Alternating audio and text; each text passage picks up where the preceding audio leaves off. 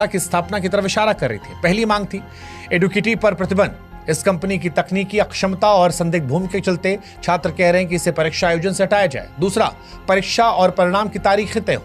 UPSC की तरह वो भी कह रहे हैं कि एसएससी भी एक निश्चित कैलेंडर जारी करे जिसमें परीक्षा और परिणाम की तारीखें शामिल हो। तीसरा, पारदर्शी नॉर्मलाइजेशन प्रक्रिया। नॉर्मलाइजेशन की प्रक्रिया में पारदर्शिता हो ताकि अभ्यर्थी को शक न रहे। चौथा, परीक्षा का उत्तर उचित हो, प्रश्न पत्र में गलतियां ना हो और एक ही सवाल अलग अलग पालियों में ना पूछा जाए। पांचवा, नियुक्ति में तेजी।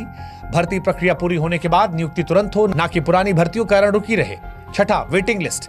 चयनित अभ्यर्थियों के बाद वेटिंग लिस्ट जारी की जाए। सातवीं, परीक्षा केंद्रों की सुगमता। केंद्र दूर दराज या पहुंच से बाहर ना हो, यातायात और बुनियादी सुविधाएं उपलब्ध हो। इसके अलावा प्रशिक्षित स्टाफ की मांग थी निष्पक्षता के साथ कि केंद्रों पर जो प्रशिक्षित कर्मचारी हों, इसके अलावा अभ्यर्थियों के साथ दुर्व्यवहार न किया जाए और तकनीकी खामियों का अंत हो। सर्वर धीमा, सिस्टम हैंग होने जैसी समस्याएं जो हैं वो खत्म कर दी जाए। अब ये कोई असंभव मांगे नहीं है या कोई ऐसी नाजायज मांगे नहीं है।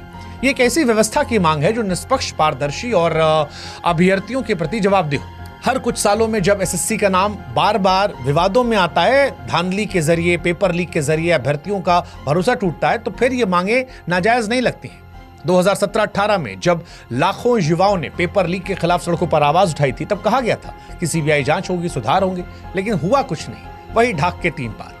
ना कोई जवाबदेही तय हुई, ना व्यवस्था बदली। और अब जब 2024 में फिर वही कहानी सामने आई तो छात्रों को झटका लगा और इसी वजह से ये छात्र जो हैं ये खुलकर निकल कर सामने आए।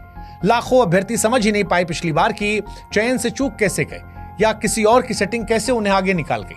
2025 में हालात बेकाबू हैं, छात्र फिर परेशान हैं और इसी वजह से जब तकनीकी खराबियां नहीं कम हो रही, परीक्षा केंद्रों पर बदइंतजामियां नहीं रुक रही, छात्रों का भरोसा टूट रहा है, तब छात्र शिक्षकों के साथ सड़कों पर उतरे थे।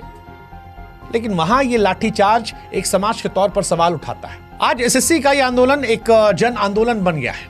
अब सवाल उठ रहा है कि क्या इसे सुना जाएगा, समझा जाएगा, या जो आज तस्वीर दिखाई गई वही रवैया आगे रहेगा। हालांकि ये पहला मौका नहीं है। बीते कुछ सालों में, चाहे वो रेलवे रिफॉर्म की बात की जाए, शिक्षक भर्ती की बात की जाए, तमाम ऐसे संगठन हैं जो अपनी मांगों को लेकर सड़कों पर उतरते हैं और जब भी वो उतरते हैं तो उनकी मांगों को ऐसा लगता है कि अनसुना कर दिया जाता है। इस बार भी एसएससी अपनी खामियों को ठीक करने की बजाय ऐसा लग रहा कि आंख मूंद रहा है। क्या यह महज नाकामी है या जानबूझकर की जा रही लापरवाही ताकि भ्रष्ट तंत्र को पाल पोस कर जिंदा रखा जाए?